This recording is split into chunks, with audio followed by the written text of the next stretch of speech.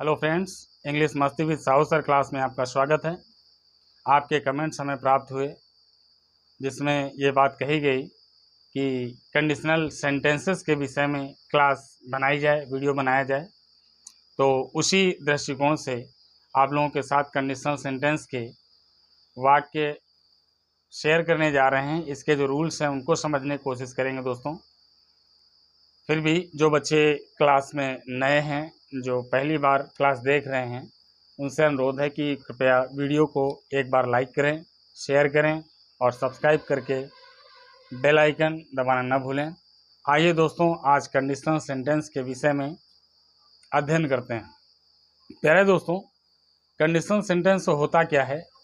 Conditional का मतलब condition का मतलब दशा, कंडीशन का मतलब शर्त होता है दोस्तों। कंडीशनल सेंटेंसेस का मतलब शर्त प्रकट करने वाले वाक्य होता है। पहली चीज़ ये समझ लेंगे कि जो कंडीशनल सेंटेंस होते हैं उनको शर्तात्मक वाक्य कहा जाता है, जिसमें दो वाक्य होते हैं। एक जो पहला वाक्य होता है वो इफ क्लास का होता है, दूसरा वाक्य स्वतंत्र होता है। अर्थात दो वाक्य होते हैं कंडीशनल सेंटेंस में। जैसे अगर आप विद्यालय जाएंगे तो वहाँ पर अंग्रेजी पढ़ेंगे, अगर आप हमारा वीडियो देखेंगे तो आप अंग्रेजी सीखेंगे। इस तरह के कंडीशन प्रकट करने वाले जो वाक्य होते हैं उसे कंडीशनल सेंटेंस कहा जाता है। आइए दोस्तों, एग्जाम्पल के माध्यम से समझते हैं। दोस्तों, अगर वह दिल्ली जाएगा तो लाल किला देखेगा। दोस्तों, ये वाक्य है। इसके माध्यम से हम ये समझने की कोशिश करें कंडीशनल सेंटेंस के वाक्य किस तरह से बनाए जाते हैं। इसमें आप ये देख रहे हैं कि पहला वाक्य जो अगर से शुरू हो रहा है, अर्थात यहाँ पे यदि भी आ सकता है। यदि या अगर वह दिल्ली जाएगा तो लाल किला देखेगा। इसमें हमें जो दोनों वाक्य हैं उनके अंत की पहचान को याद रखना होता है दोस्तों। यहाँ पे देखेंगे गा गी गे आएगा और यहाँ भी गा गी गे आएगा। ये प्रथम प्रकार का वाक्य होता है जिसमें दोनों वाक्य फ्यूचर इंडेफिनिट टेंस के दिखते हैं। तो दोस्तों, हम आपको ये बताना चाहेंगे, अगर दोनों वाक्यों के अंत में गागी गे दिया है तो हमें क्या करना है, दोनों वाक्यों को अलग अलग एनालिसिस करते हुए वाक्य बनाना है।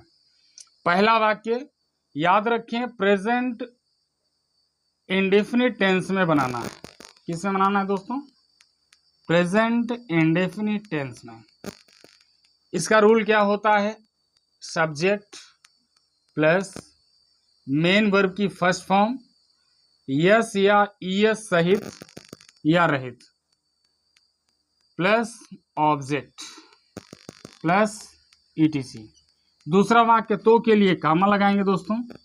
फिर दूसरा वाक्य फ्यूचर इंडेफिनिट टेंस में किसमें बनेगा दोस्तों? फ्यूचर इंडेफिनिट टेंस में बनाएंगे। इसका रूल क्या बनेगा? सब्जेक्ट प्लस विल या शैल प्लस एमवी की फर्स्ट फॉर्म। ये इसका रूल होगा फ्यूचर इंडेफिनिट टेंस का। सिंपल। अब इसको हम बनाना शुरू करेंगे। दोस्तों, याद रखें, यदि या अगर की अंग्रेजी हमें लिखना है तो इफ लगाना है। क्या लगाना है? इफ लगाना है। वह दिल्ली जाएगा, प्रेजेंट इंडेफिनिट टेंस से बनाना है। अर्थात कौन दिल्ली जाएगा? वह सब्जेक्ट हो गया आपका, वह की अंग्रेजी ही हो गया। अब जाएगा अर्थात फ्यूचर टेंस लग रहा है, विल गो होना चाहिए, लेकिन विल गो अगर लगा दिया तो वाक्य गलत हो जाएगा, क्योंकि पहला वाक्य प्रेजेंट इंडेफिनिट यस या यस सही लगता है। तो वह जाएगा, ही गोज हो जाएगा। क्या हो जाएगा? He goes to Delhi, comma लगा देंगे। If he goes to Delhi, पहला वाक्य प्रेजेंट इंडेफिनिट टेंस में बनाना है। सब्जेक्ट मेन वर्ब की फर्स्ट फॉर्म यस या यस सहित या रहित।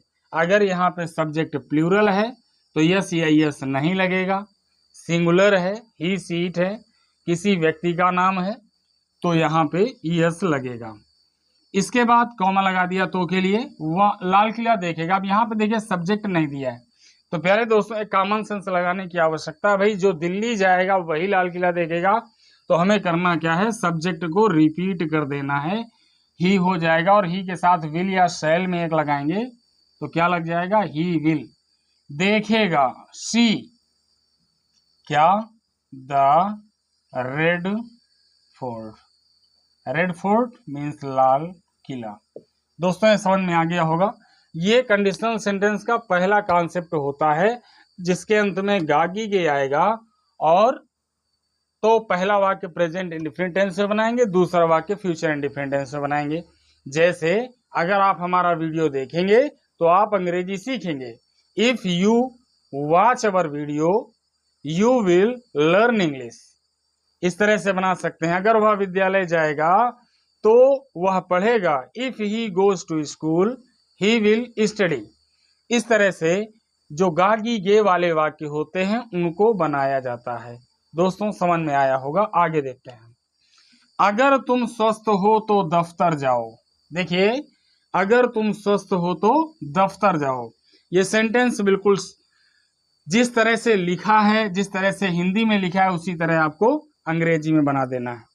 तो क्या हो जाएगा, इफ यू स्वस्थ हो are healthy, if you are healthy comma लगा देंगे।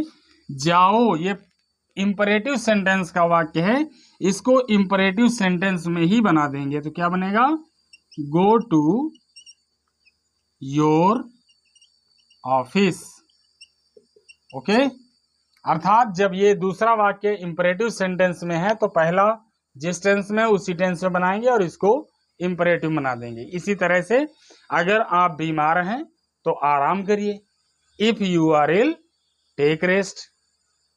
अगर आप सब्जी खरीदना चाहते हैं तो बाजार जाइए, if you want to buy vegetable go to market. अगर आप पढ़ना चाहते हैं तो किताबें खरीदिए, if you want to study buy books. इस तरह से दूसरे कॉन्सेप्ट का वाक्य बनता है। अब अगला वाक्य देखते हैं, यदि वह एक डॉक्टर होता तो वह तुम्हें बचा लेता। इसका मतलब यह हुआ कि वह डॉक्टर है नहीं, कल्पना की जा रही है। यह वाक्य कैसा है दोस्तों, इमेजिनरी वाक्य है। कैसा है, काल्पनिक वाक्य है। या पहचान याद रखें, ता तो, ता अर्थात ता तो या ती तो या ते तो इस वाक्य में यह देखना है कि ता तो में ये वर्ब तो है, लेकिन जो एक्शन वर्ब होती है अगर वो नहीं दी है तब हम क्या करेंगे। तो जब एक्शन वर्ब नहीं दी है तो हम इसको इस तरह से बनाएंगे, if he were a doctor comma, तो के लिए कॉमा लगा देंगे। वह तुम्हें बचा लेता, he would save you, he would save you. ये इस प्रकार से बनेगा।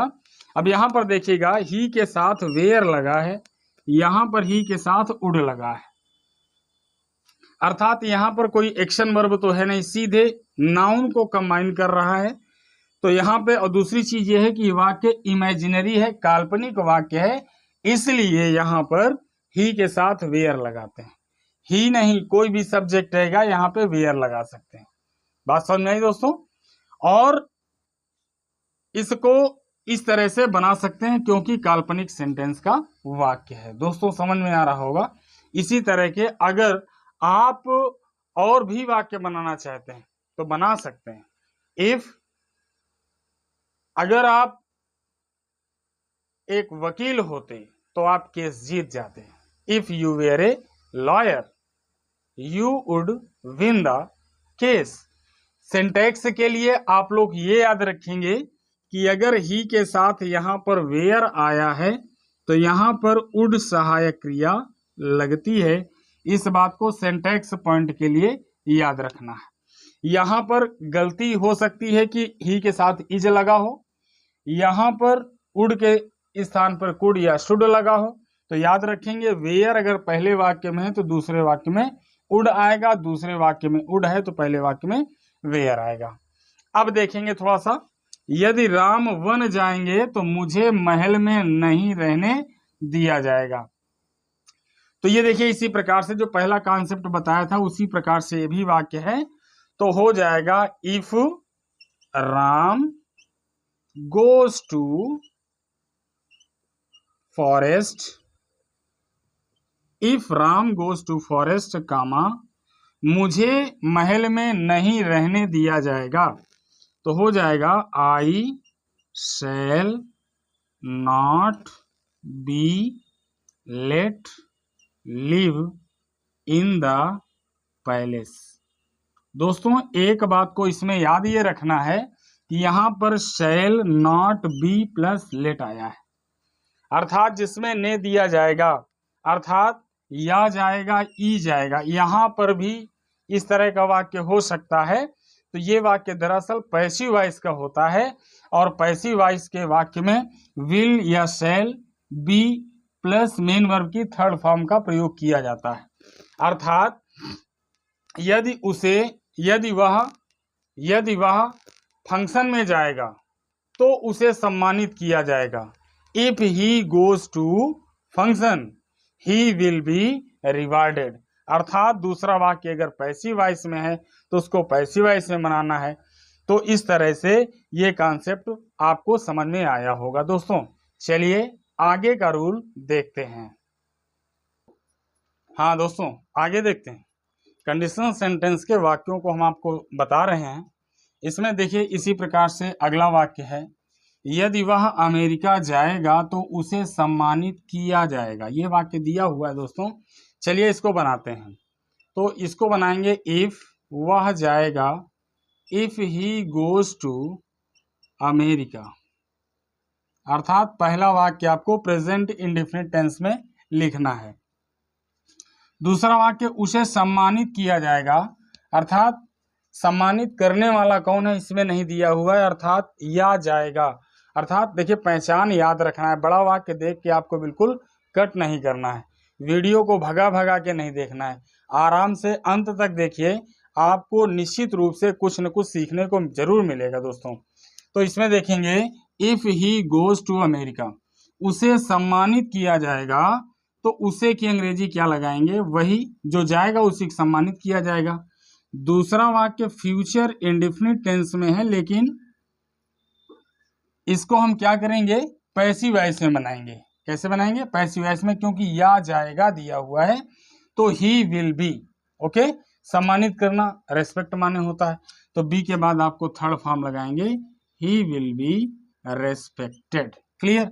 अर्थात if he goes to America he will be respected. यहाँ पे देखिए हमने बताया था विल या शैल प्लस मेन वर्ब की फर्स्ट फॉर्म, लेकिन अब ये वाक्य पैसिव वॉइस में है, इसलिए दोस्तों ये will be shall be third form का प्रयोग किया गया है। क्लियर दोस्तों।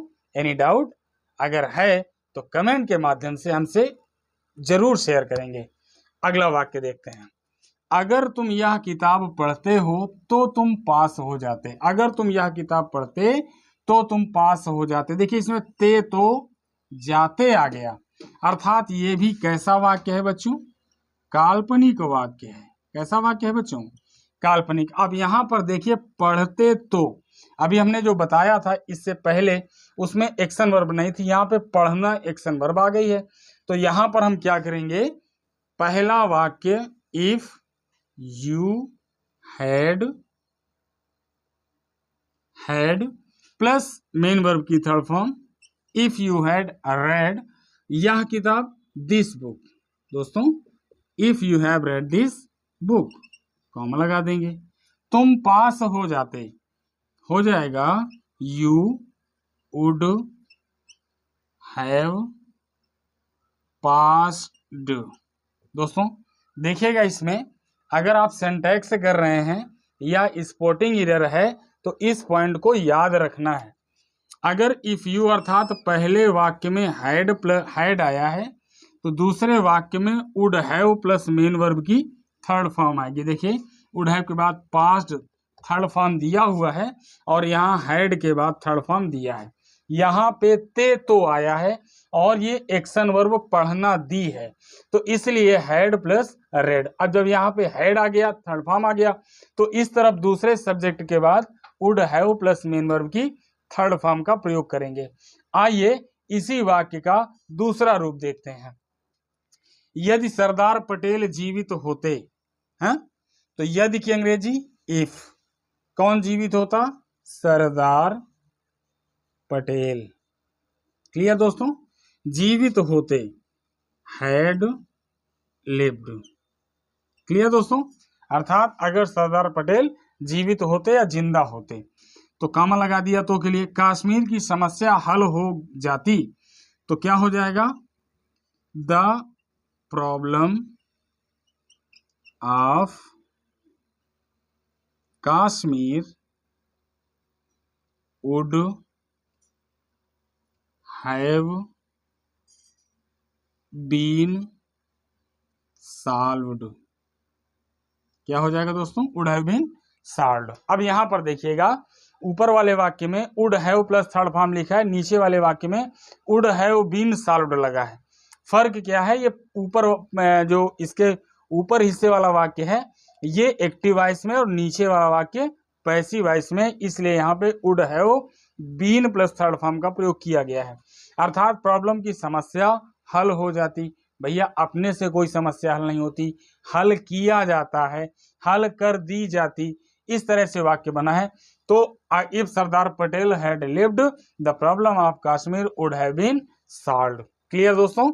चलिए अब इसी वाक्य का दूसरा रूप देखते हैं। यदि उसने मुझे धमकाने का प्रयास किया, ये वाक्य पास्ट इंडेफिनिट टेंस में है दोस्तों, देखते हैं। इफ किसने, उसने, ही प्रयास किया, प्रयास करना की अंग्रेजी ट्राइड। इफ ही ट्राइड, कि किसको? मुझे, काहे के लिए? धमकाने का, to threat. Yes, if he tried me to threat, अर्थात यदि उसने मुझे धमकाने का प्रयास किया, तो आई, मैं उसके पिता को सूचित कर दूंगा। I would inform his father. प्यारे दोस्तों देखिएगा, इसमें ये वाक्य देखिए, इसमें अंत में गा दिया है और ये पास्ट इंडेफिनिट टेंस का वाक्य है। प्रयास किया, पास्ट इंडेफिनिट टेंस का वाक्य है, इसमें गा दिया है। तो ये देखिए यहाँ सेकंड फॉर्म लग गया है, प्रेजेंट इंडेफिनिट का पास्ट इंडेफिनिट हो गया, और विल शैल का पास्ट रूप वुड का प्रयोग यहाँ पे किया गया है। समझ रहे हैं दोस्तों? अर्थात आई दिया है तो यहाँ पे वुड की जगह शुड का इस्तेमाल भी आप कर सकते हैं। Yes, I should inform his father. दोस्तों ये समझ में आया? उम्मीद करते हैं आपको बिल्कुल समझ में आया होगा। अगर कहीं डाउट है तो कमेंट के माध्यम से शेयर करते हैं। दोस्तों ये जानकारी आपको कैसी लगी, आइए आगे देखते हैं। हाँ दोस्तों आइए आगे देखते हैं। आगे आपके साथ क्या शेयर करने वाले हैं कि कुछ शब्द जब मिलते हैं तो उनमें कन्फ्यूजन पैदा होती है। कन्फ्यूजन कैसे पैदा होती है? थोड़ा सा अमेजिंग फैक्ट टाइप में है, थोड़ा सा स्पेशल है। देखिए कभी कभी कलर COLOUR होता है और कहीं कहीं पे COLOR होता है। लेबर में LABOUR होता है, LABOR होता है। र्यूमर REMOUR होता है, RUMOR होता है। नेबर NEIGHBOUR होता है, NEIGHBOR होता है। दोस्तों इनमें सिर्फ हमें क्या करना है, अंतर समझना है। तो जिसमें OUR लगता है, दोस्तों समझ में आ रही बात कि नहीं आ रही? जिसमें OUR लगता है वो ब्रिटिश इंग्लिश में होता है, और जिसमें केवल OR लगता है वो अमेरिकन इंग्लिश में होता है। दोस्तों कलर COLOUR कलर ये ब्रिटिश में आएगा और COLOR अमेरिकन में आएगा। LABOUR ब्रिटिश में आएगा और LABOR अमेरिकन में आएगा। और र्यूमर्स अफवाह होता है जिसमें OUR ब्रिटिश में आएगा और RUMOR अमेरिकन में आएगा। नेबर NEIGHBOUR अर्थात नेबर माने पड़ोसी होता है, और इसका मतलब, और NEIGHBOUR ये अमेरिकन में होता है। दोस्तों आइए नेबर से 2-3 शब्द सीख लेते हैं, जिसमें पहला शब्द लिखा है ने। अर्थात ने का मतलब क्या होता है, घोड़े की आवाज अर्थात हिन हिनाना। दोस्तों इसी सीख लेते हैं। और अगर NEIGHBOUR लिखा है तो नेबर का मतलब होता है पड़ोसी, क्या होता है। और अगर इसी में HOOD लगता है तो क्या हो जाता है, पड़ोस हो जाता है। दोस्तों ये जानकारी आपको कैसी लगी कमेंट के माध्यम से जरूर शेयर करिएगा। Thank you very much. जय हिंद।